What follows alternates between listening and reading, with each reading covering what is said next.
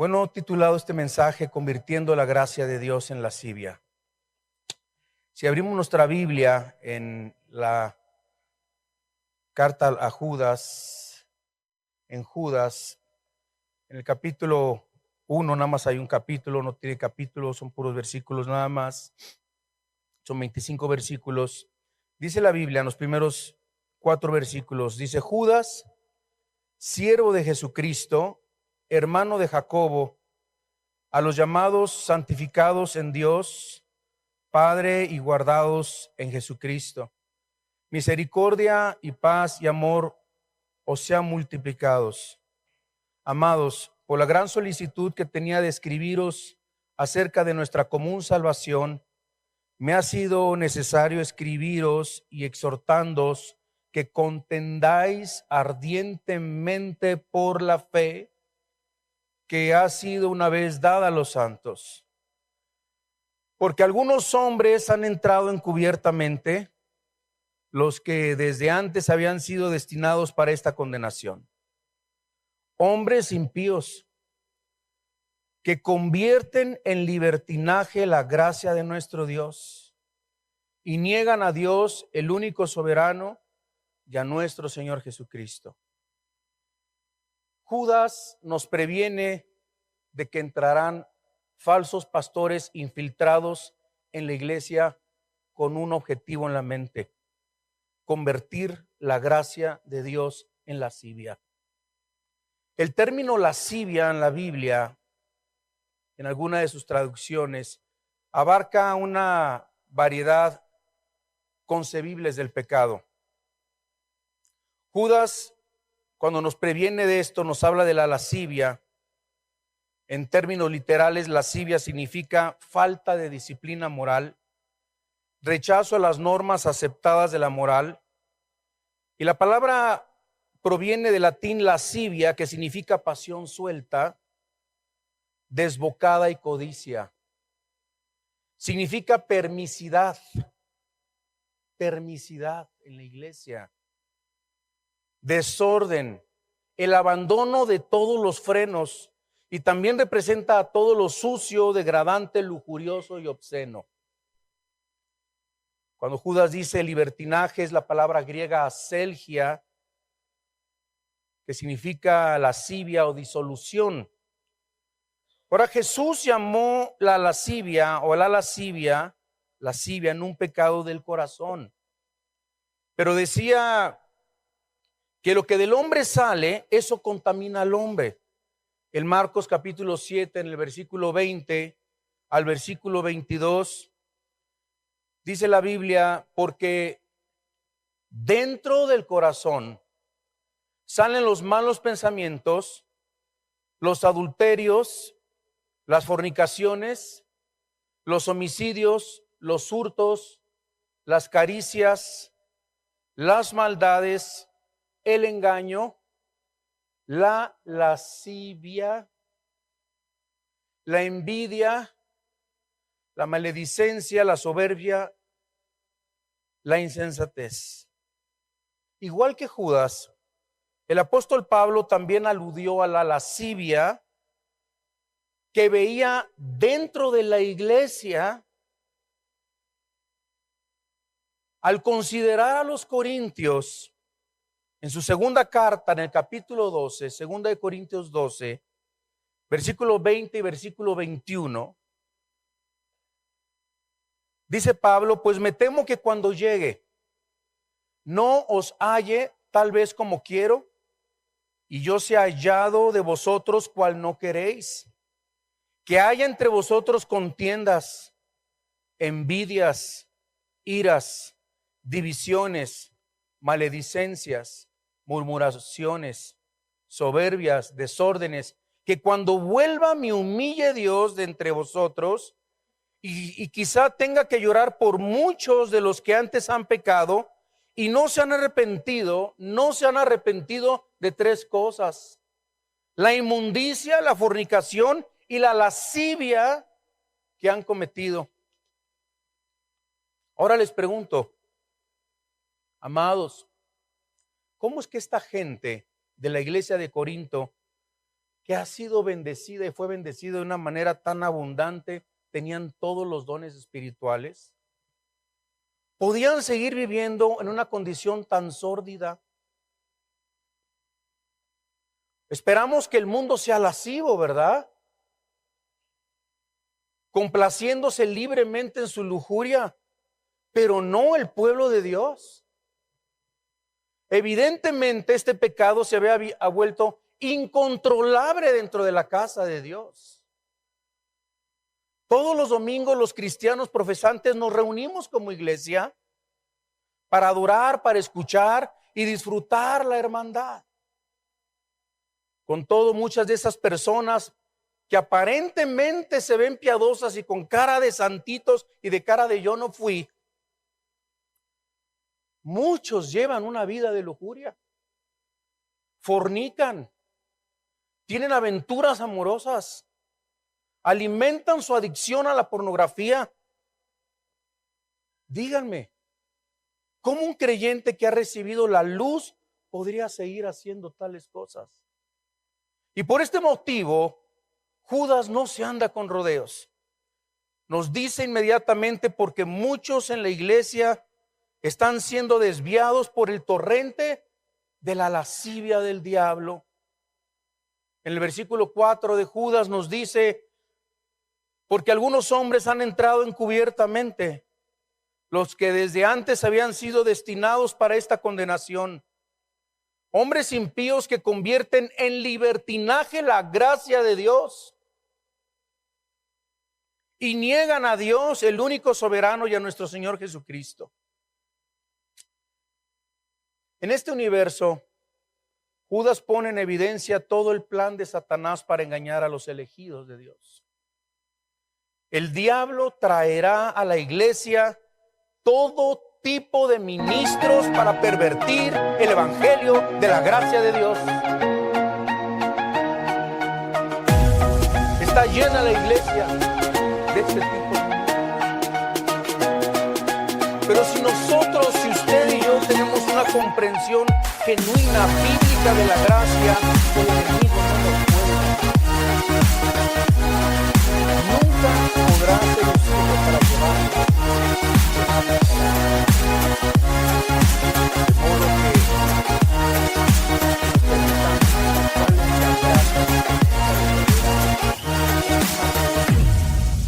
La encontramos en Tito capítulo 2 en el versículo 11 hasta el versículo 13 que nos dice: porque la gracia de Dios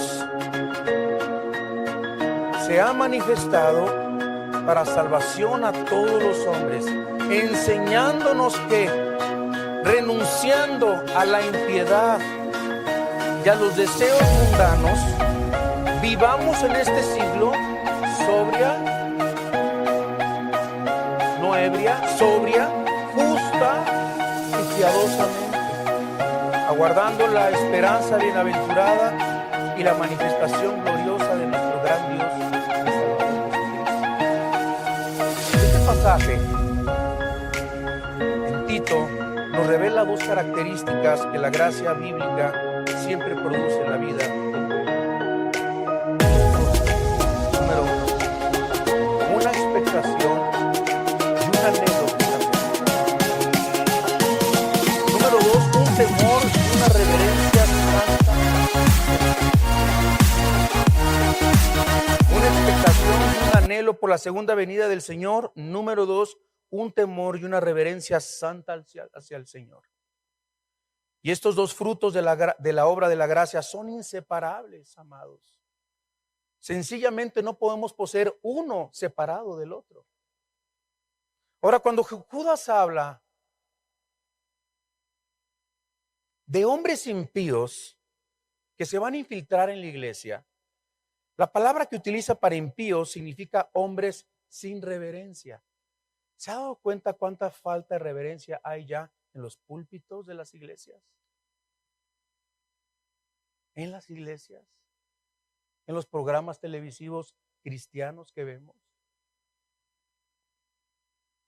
En otras palabras, estos maestros introducirán una ligereza, lo light. liviandad en la casa de Dios.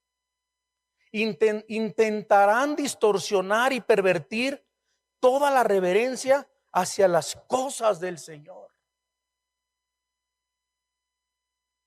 Hay irreverencia en las iglesias, falta de orden en las iglesias. Hay cristianos que les da pena llevar a sus vecinos a su iglesia porque no saben qué locura va a haber en su iglesia ese domingo. Irreverencia, falta de orden. Pablo puso orden en la iglesia de los Corintios, a las lenguas y a los dones. Hay orden para todo. Dios es un Dios de orden.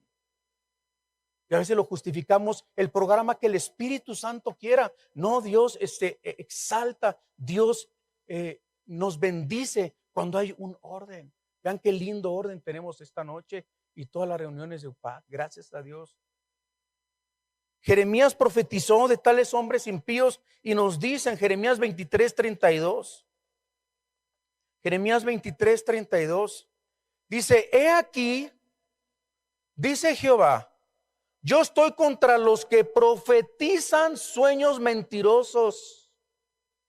Aguas, tengamos cuidado. Tengamos mucho cuidado cuando decimos Dios me dijo, Dios me habló. O dejamos que la hermanita se levante que porque tuvo un sueño le damos el micrófono, que andan haciendo una de barbaridades en la iglesia.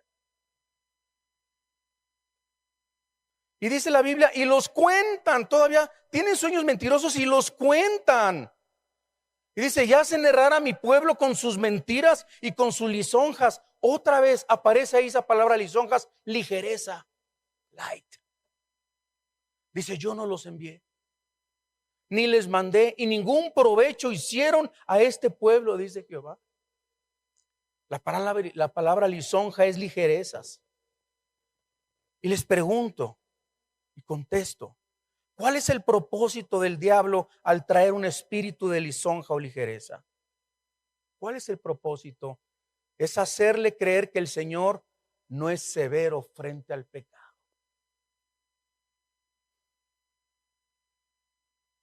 Satanás quiere que usted piense que no hay ira en el Señor.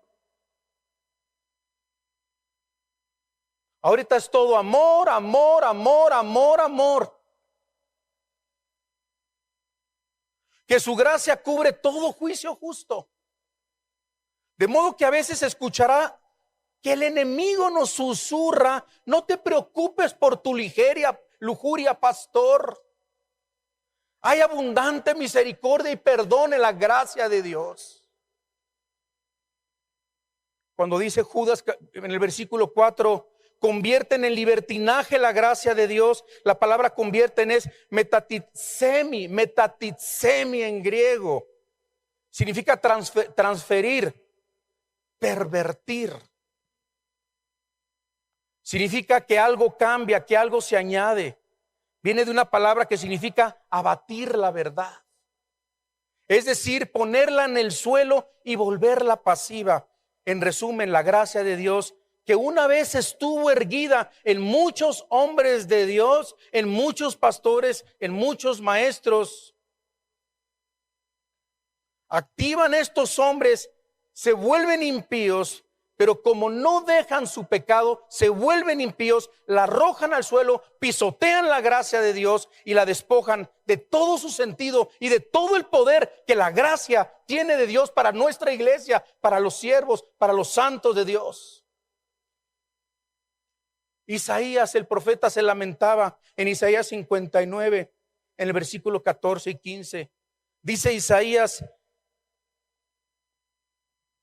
y el derecho se retiró y la justicia se puso lejos, porque la verdad tropezó en la plaza y la equidad no pudo venir y la verdad fue detenida. Y el que se apartó del mal fue puesto en prisión y lo vio Jehová y desagradó a sus ojos porque pereció el derecho. Ahora, pastores, en un tiempo estos hombres conocieron el significado de la gracia. Muchos crecieron en hogares cristianos. Pero de algún modo se volvieron adictos a la lujuria y no quisieron renunciar a ella. En este punto comenzaron a retener la verdad en la maldad. Tuvieron que inventar una gracia falsa para escuchar su lascivia. De modo que hoy se predica a un Cristo falso por un concepto pervertido de la gracia de Dios. Vengan a Cristo y todos sus enfermedades serán sanadas. Vengan a Cristo y serán millonarios. Den a mi ministerio y den una promesa a mi ministerio y serán bendecidos. Esto no es el evangelio de Cristo. Campaña de sanidades, pues ¿quién no quiere una sanidad? La gente va buscando el milagro y no a Dios. Tenemos que predicar el evangelio de Cristo. Cuando el Señor dice en su palabra que Él llevó nuestras enfermedades, no se refiere a nuestras enfermedades físicas. No hay enfermedad más mortal que el pecado. Cuando la Biblia dice que cosas más grandes harán ustedes, está hablando del alcance que tendremos nosotros de alcanzar naciones para Cristo Jesús, algo que ni los apóstoles ni el mismo Señor hizo en su tiempo aquí en la tierra. Esas son las señales, esos son los milagros, esas son las cosas grandes que a nosotros nos toca hacer.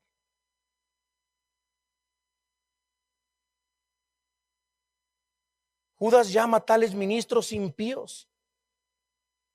En el versículo 8 de Judas dice: estos soñadores mancillan la carne, rechazan la autoridad y blasfeman de las potestades superiores. Yo sé que muchos ministros y obreros cristianos son adictos a la lujuria. Las encuestas lo revelan. Hace muchos años hablaba con el gerente de un hotel, cuando todavía se podía rentar películas pornográficas en los hoteles, y decía que cuando habían eventos, conferencias, congresos de pastores y líderes, era cuando más pornografía, líderes cristianos, era cuando más pornografía se rentaba en los hoteles.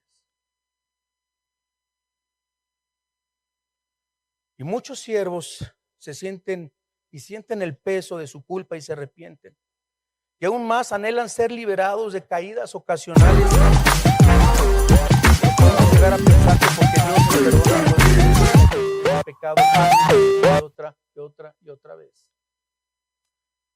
Y de esta manera el diablo nos puede atar a un pecado vendiéndote la mentira, te convence de que su mentira es la verdad.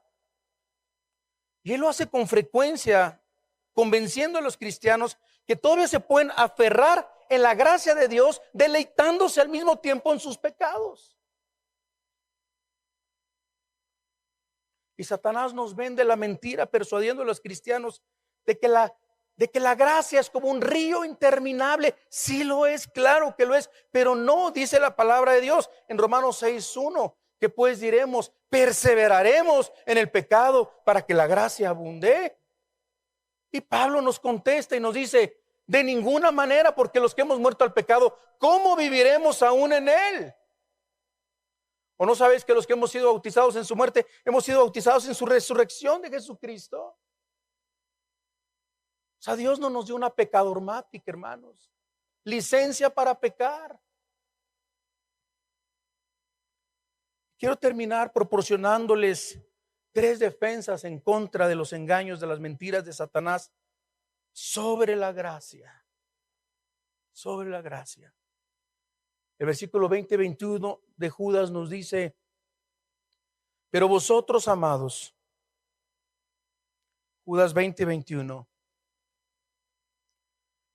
edificados sobre vuestra santísima fe, orando en el Espíritu Santo, conservaos en el amor de Dios, esperando la misericordia de nuestro Señor Jesucristo para vida eterna. Podemos evitar caer en esta gracia lasciviosa, mentirosa, como ministros, como pastores. No estemos imitando lo que vemos en la televisión muchas veces. El coaching ha entrado a las filas del cristianismo de una forma alarmante. Usted es un maestro de la Biblia. Enseñemos Biblia. Dediquemos nuestras vidas a estudiar la Biblia.